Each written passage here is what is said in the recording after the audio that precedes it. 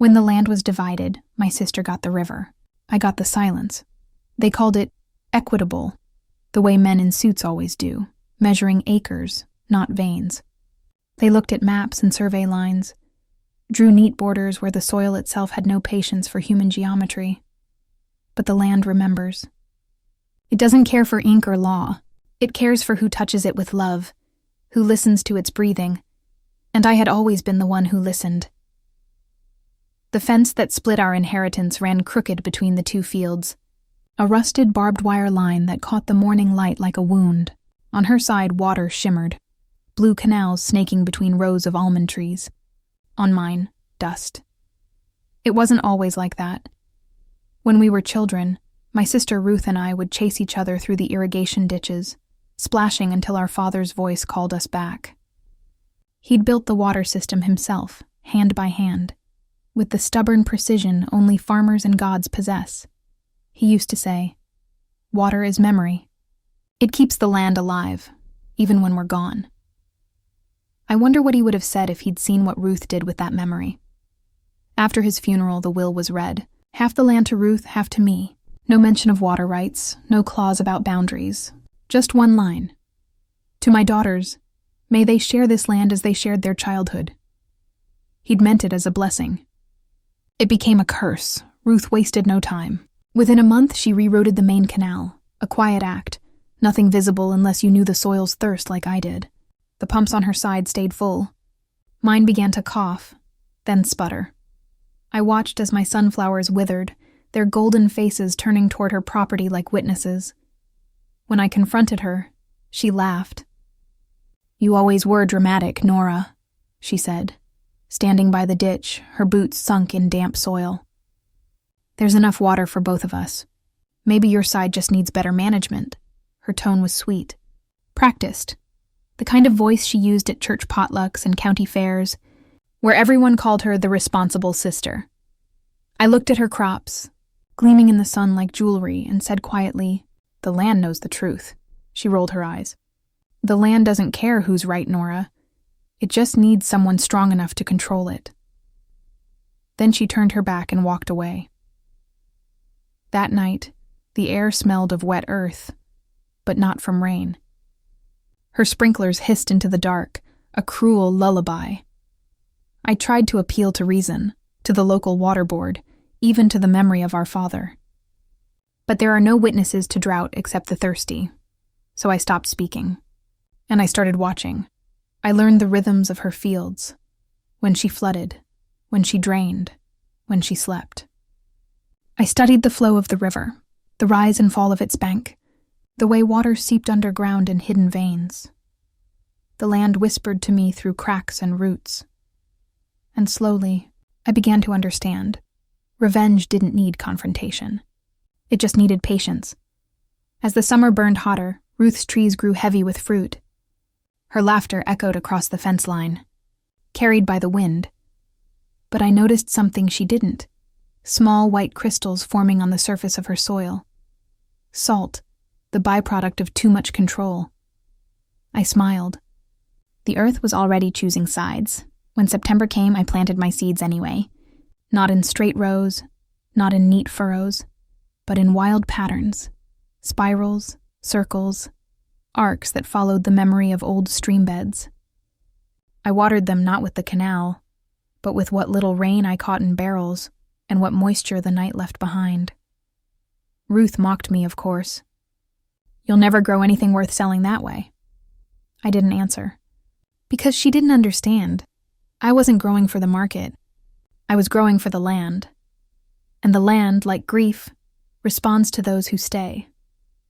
By winter, her fields were drowning, overwatered, root rot spreading through the orchards.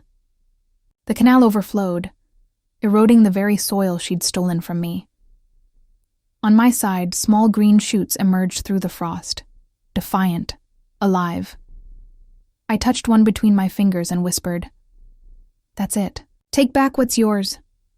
The fence line trembled in the wind, rusted wire singing its quiet song. The season had turned, and so had I.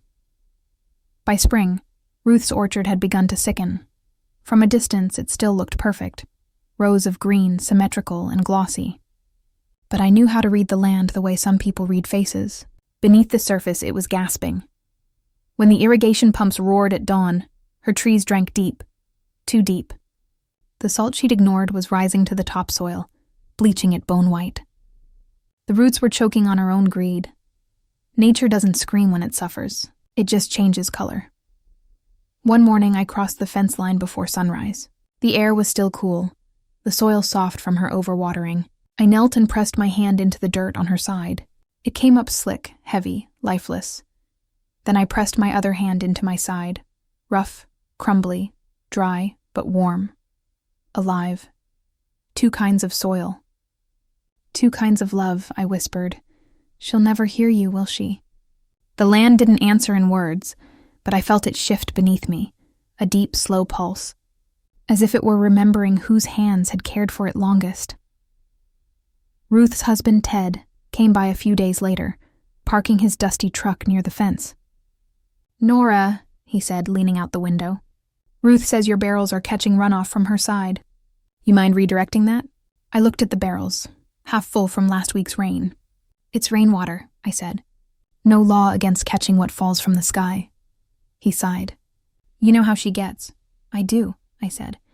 "Better than anyone." He hesitated, maybe wanting to say more, then drove off. That night, I walked the perimeter of my field with a lantern. The young shoots were thriving, beans, wildflowers, herbs, and something else that had taken root on its own. Vines. They'd begun climbing the fence, twisting through the rusted wire, reaching for the other side. I should have cut them back, kept the line clear like a good neighbor, but I didn't. Instead, I guided them gently toward Ruth's orchard. Reclamation doesn't always look like revenge. Sometimes it looks like green. By early May, the vines had crossed over, winding around her irrigation pipes, their roots anchoring deep in the wet soil. She noticed, of course. "They're weeds," she shouted across the field one morning. "You should keep your wild things on your side," I smiled. "Weeds are just plants that grow where they're not wanted." Her eyes narrowed. "And what are you then?" "A survivor," I said. She didn't answer. Just turned away, muttering something I couldn't hear. Her anger grew with the heat. She hired workers to spray herbicide along the fence, killing everything green that crossed the line. The smell of chemicals hung in the air for days, but roots are stubborn. What she couldn't see was that they had already gone deeper, under the fence, beneath the soil, where poison couldn't reach. Life always finds a way to return home. By midsummer, the contrast between our fields was undeniable. Her orchard's leaves were turning yellow, her canals clogged with sediment. Meanwhile, my side was alive with color. The wild garden blooming in soft waves, bees returning, soil dark and rich. Neighbors started whispering. "Nora's field looks blessed," they said. "Maybe the land liked her better." I didn't correct them. I just worked quietly, harvesting what had survived, drying herbs, saving seeds. I didn't sell much, just enough to get by. The rest I replanted, scattering them near the fence where the vines had once crossed. Every seed a memory. Every bloom a reply. Then one evening, Ruth came to my door. She looked smaller than I remembered, her once starched clothes streaked with dust. "I need your help," she said flatly. "The pumps are failing. The soil's turned." I studied her face, not cruelly, just long enough to see that she still hadn't learned what the land had tried to teach her. "Maybe it's time to let it rest," I said. "Let the ground breathe." "I can't," she whispered. "You know what this land means to me." "Yes," I said softly. "That's why it's dying." She didn't reply. She just looked at me with something that might have been anger or sorrow or both. Then she walked away into the heat. That night, thunder rolled across the valley. I stood by the fence as the first drops of rain fell, slow, deliberate, like forgiveness. The vines shimmered in the lightning, weaving through the wire like veins made of green fire. On Ruth's side, the water pooled uselessly on the surface. On mine, it soaked straight in. The difference was simple. She'd taken from the land. I'd listened to it, and the land always remembers who listens. The drought didn't arrive all at once. It crept in like guilt. The first summer wind carried dust instead of pollen. The river thinned to a ribbon of dull glass, and even the cattails along its edge drooped as if ashamed to stand. Ruth kept her pumps running. Their mechanical heartbeat thudded day and night, drawing water that no longer came. On still evenings, I could hear the motors whining, dry and desperate, chewing air. On my side, the soil had learned restraint. My wild crops bowed low, conserving themselves. The rain barrels were half empty, but that was enough. I had never asked the land for more than it could give. In July, the county declared a water emergency. No irrigation outside permitted hours, no refilling of tanks, no private pumping. Fines for violators. Ruth ignored it. I knew she would. For her, rules were things to be managed, like people. She bribed a contractor to reroute an underground pipe from an old municipal well that once served the now-abandoned mill. She thought no one would notice, but the land did. Within weeks, sinkholes opened along her north orchard. One swallowed half a row of trees. Another cracked her asphalt drive. I saw her standing at the edge of the largest hole one afternoon, arms crossed, staring down as if it might apologize. She looked up when she realized I was watching. "It's bad luck," she called. "That's all?" "No," I said quietly. "That's thirst." By August, the air itself felt bruised. You could taste iron in it. Cattle bellowed in the distance where neighboring farms were selling off stock. Everyone prayed for rain, but I didn't. I'd learned that rain only matters to those who've earned it. I tended my vines at dusk. They'd grown thick now, a living wall along the fence line, green when everything else had turned gray. Their roots ran deep, following the hidden veins of moisture I'd protected with mulch and patience. When I brushed my fingers along their leaves, they felt like cool skin. Ruth hated them. "They're sucking what little water's left," she shouted one day, voice cracking in the heat. "They're surviving," I said. "Same as the rest of us," she glared. "You think you're better because you're lucky?" "No," I said, because I listened. That night she cut the fence. I heard the wire snap and the metallic twang echo through the dark. When I reached the line with my lantern, I saw the gap she'd made, wide enough for her ATV to cross. Her tire tracks sliced through the soft soil of my garden, crushing seedlings. I didn't chase her. I just stood there, breathing. She'd crossed more than a boundary this time. She'd declared a war she didn't understand. 3 days later, her well collapsed. The contractor blamed the drought. The county blamed illegal pumping. But I saw what had really happened. The land had folded in on itself, reclaiming what she'd stolen. Her trees withered in a week. The leaves curled like fists. When she tried to water them from the river, the intake valve jammed, packed tight with silt and vine roots. I didn't put them there. I didn't have to. The roots had found the weakness on their own. The local paper wrote about the mysterious ecological failure on the north parcel. Reporters came, snapping photos of her dying orchard, writing headlines about climate change. No one wrote about faith or greed, or the way a sister's silence can become a mirror. Ruth stopped coming outside. Her house light stayed off most nights. Once I saw her car parked by the riverbank, door open, engine off, her head bowed over the steering wheel. I almost went to her. Almost. But mercy can come too early, and judgment, like drought, needs its season. In late September, the wind changed. Cooler now, carrying the scent of wet clay. Storms were forming somewhere west. I walked to the fence line. The vines trembled in the breeze, heavy with pods and flowers even after months of heat. I touched them gently, whispering, "You've done enough. Rest." On the horizon, lightning flickered. The first drops of rain began to fall, not hard, just steady. I watched them sink into the soil on my side, then bead uselessly on hers. The ground too hard to receive it. It was a strange kind of justice. Water, returning only where it was still welcome. The next morning, Ruth came to me soaked and trembling. "It won't absorb," she said, voice shaking. "The water just runs off. It's like the ground hates me." I looked past her at the flooded orchard, water pooling around dead roots. "It doesn't hate you," I said. "It's done with you." She turned away, sobbing into the rain.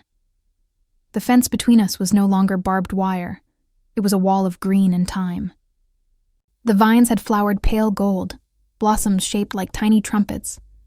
They swayed together in the downpour, making a sound that was almost music. For the first time in years, I felt the land exhale. The judgment was finished. Now came the healing. Autumn arrived slowly, as if unsure it was welcome. The wind softened. The fields stopped steaming. I could smell wet earth again, rich, forgiving, alive. For weeks after the rain, I walked the property every morning, boots sinking into the mud. The soil on my side had darkened, almost black, pliant between my fingers. Worms had returned. Mushrooms sprouted where the mulch had held. Across the fence, Ruth's orchard lay still. The water she'd forced into it had turned stagnant, and the bark on her trees peeled like paper left in the sun. One afternoon, she came trudging through the puddles, carrying a spade and an old sack. "I'm taking them out," she said. "Every last tree. Maybe I'll plant hay. Something simple." Her face looked older, as if the land had drawn the arrogance right out of her bones. I nodded. "The ground will tell you when it's ready." She looked toward my field, the wild greens, the flowering vines. "You always knew how to make things grow," she murmured. I wanted to tell her it wasn't knowledge, just listening. But she already knew that now. I saw it in the way her shoulders dropped, the way she studied the soil instead of me. When the first frost came, I harvested what the land had given: beans, herbs, and small golden squash that glowed like hidden suns. I set a crate on the fence line, half full, and left it there. The next morning it was gone. In its place sat a bundle of kindling and a jar of honey from her surviving hives. An even trade, silent and honest. We didn't need words. Through winter we both worked quietly. She dug trenches to drain the sour water. I pruned the vines so they wouldn't strangle themselves. Sometimes I'd catch her watching me from across the line and we'd nod. Nothing more. The feud had burned itself out, leaving only the ash of understanding. In March, shoots rose from the cleared ground on her side, pale green blades trembling in the cold light. She'd planted cover crops to heal the soil. She waved when she saw me notice. "No more almonds," she said. "Just letting the earth rest a while." "Good," I answered. "It's earned it." The day before the spring equinox, I walked to the edge of the river. It had swollen again, brown and alive, carrying bits of reed and driftwood downstream. I crouched beside it, dipped my hands into the cold water, and whispered a thank you that no one needed to hear. Behind me, the fence line shimmered, a braid of wire and green, vines now leafing again after their winter sleep. They weren't a boundary anymore. They were a memory, a scar that had grown something beautiful over the wound. Later, Ruth came to stand beside me. She held out a small paper packet, soft from being folded many times. "Sunflower seeds," she said. "Dad saved them years ago. Thought you'd want them." I took the packet. "We could plant them along the fence," I suggested. She smiled, the first real smile I'd seen in years. "Let's do that." We worked in silence, pressing each seed into the damp soil between our lands. The sun dipped low, painting the river copper. When we finished, she brushed the dirt from her palms and said quietly, "I thought I'd lost this place." "You did," I said. "But it found you again." That night I sat on my porch, watching the moonlight silver the new furrows. The vines rustled in the breeze, already twining toward the stars. Somewhere beyond them, water murmured, patient as breath. The land had judged, forgiven, and begun again. And in its rhythm I found my own, steady, deliberate, alive.